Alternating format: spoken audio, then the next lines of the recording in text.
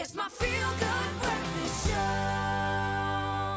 And you're back with your Feel Good Breakfast Show. It's Expresso right here on SABC3. Now, the annual Fleur Awards celebrated the finest achievements in theatre for the 53rd time this past Sunday. It's considered as one of the most prestigious of performing arts honours in South Africa. The country's top theatrical talent gathered for a night of glamour.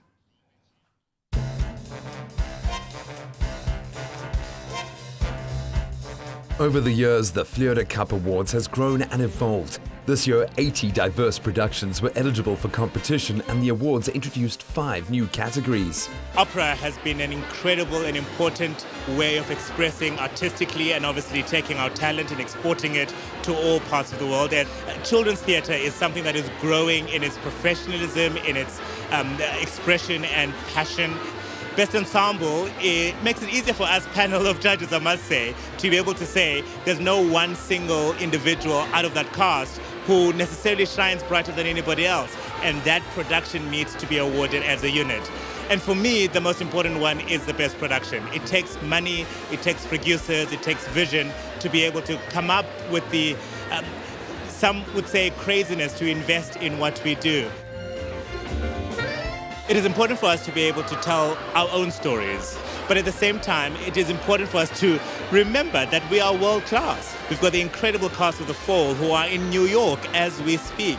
West Side Story, we could take this production and take it to Broadway tomorrow and it would be just as good. But let's not forget the personal stories, because no one can tell our stories better than ourselves. Winners in coveted categories included Faniswa Yisa, who took the best performance by a leading actress in a play for her role in What Remains.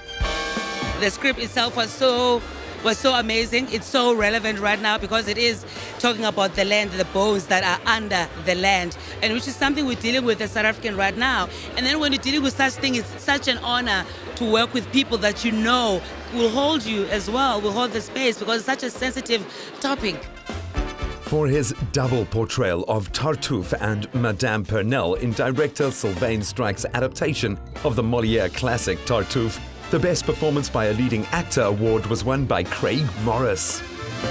She had a very clear vision about what she wanted to achieve with the production of Tartuffe. She worked very strongly and closely with the entire ensemble, and we worked intensively for 4 weeks. Every day, we did a lot of physical work. And ultimately, that is what helped us to realize the high level of performance for the production.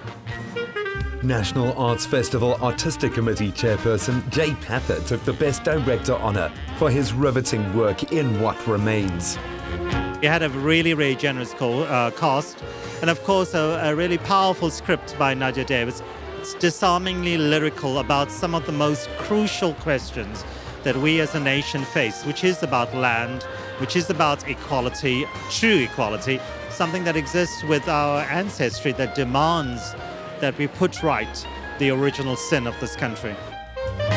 And the new honour of Best Production went to another adaptation of the classic play Marat Sade, written by Peter Weiss, and was painstakingly put together by producer Nicolette Moses.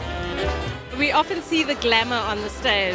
What people often forget is that there's a whole machine that happens behind the scenes.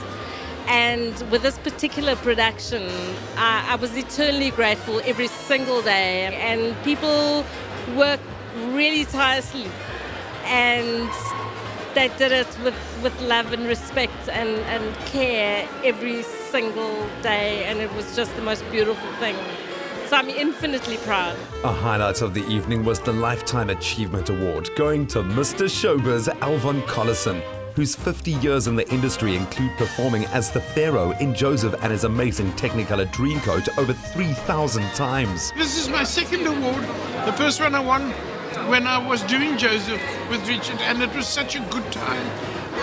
To all the struggling performers, you've got to believe in yourself. If you do it by yourself, you're going to make it. Don't put your career and life into somebody else's hands.